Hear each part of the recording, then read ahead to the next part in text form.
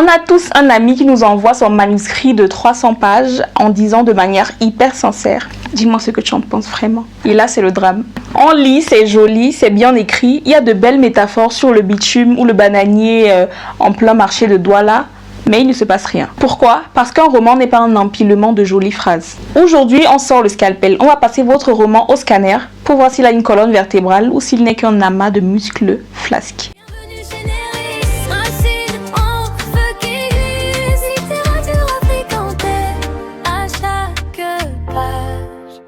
Moi, c'est Néris, autrice et créatrice de contenu, mais surtout votre pire cauchemar ou votre meilleur ami, selon si vous tenez à votre ego ou à votre livre. Je partage avec vous les outils que j'aurais aimé avoir avant de me perdre dans mes brouillons sans fin.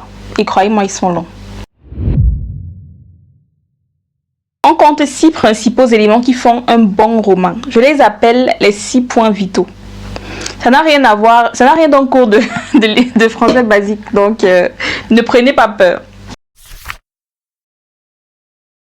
Le premier élément à avoir quand on écrit, c'est le thème. Et quand je dis thème, ne me dites pas ça parle d'un étudiant qui part en France. Ça, c'est votre sujet.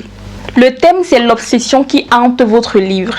Quête de pouvoir, infidélité, peur de l'abandon, polygamie, pauvreté, chômage, il y en a tellement.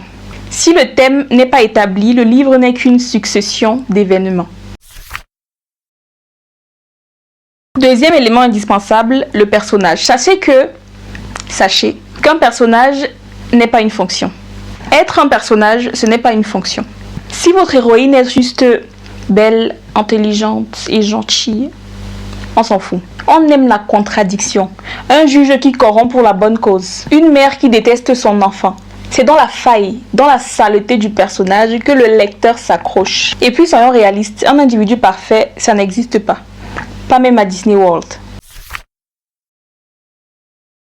Troisième élément, le conflit. C'est ici que je prends position. En littérature occidentale, le conflit est souvent individuel.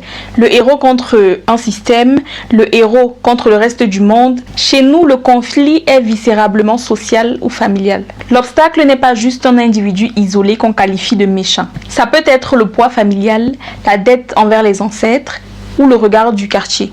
Si votre protagoniste n'a rien à perdre socialement, il n'a pas beaucoup d'impact pour nous. Le quatrième élément, c'est l'intrigue. La règle du parce que. L'intrigue n'est pas une liste de courses. Chaque scène doit être la résultante, pour ne pas dire la conséquence de la précédente. S'il y a un chapitre qu'on peut supprimer sans changer la fin ou sans troubler la compréhension de l'intrigue, c'est un chapitre parasite. Je sais que ça fait mal, vous avez passé 3 nuits sur une description, vous l'aimez beaucoup, franchement c'est votre meilleur passage. Mais si ça ne sert pas l'histoire, il vaut mieux la couper. Cinquième élément, le cadre. Arrêtons de décrire le marché comme si on n'y avait jamais mis les pieds. Non, ça particulièrement, ça me tient à cœur. Ne me montrez pas les couleurs. Montrez-moi l'odeur du gasoil mélangé à la tchéké, ou encore la chaleur qui déforme l'horizon. Le cadre doit être un personnage vivant et pas une carte postale pour les lecteurs en mal d'exotisme. Le sixième et dernier élément, c'est le style. Period. Le style, ce n'est pas sortir le dictionnaire à chaque phrase pour paraître littéraire. C'est trouver l'équilibre entre la précision du mot juste, les tournures de phrases et la fluidité de cette oralité qui nous est propre. Soyez précis, soyez incisif. Mais surtout, soyez vous-même. L'idée reçue, c'est de croire que l'écriture est une affaire de magie ou de talent brut. Le talent allume la mèche, ça c'est vrai. Mais le travail, la structure, l'architecture, ce sont tout ça qui font que le feu continue de briller ou de brûler.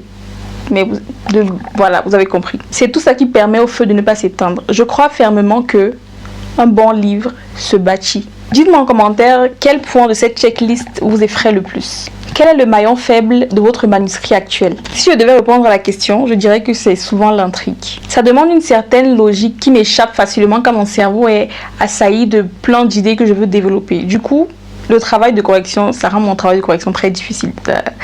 Ou bien plutôt, pas difficile, mais très long. Parce qu'il y a beaucoup de choses qu'il faut recontextualiser, qu'il faut repositionner, qu'il faut... compliqué. En tout cas, j'ai hâte de lire vos retours. Abonnez-vous et likez la vidéo. On se dit à tout de suite dans l'espace commentaire.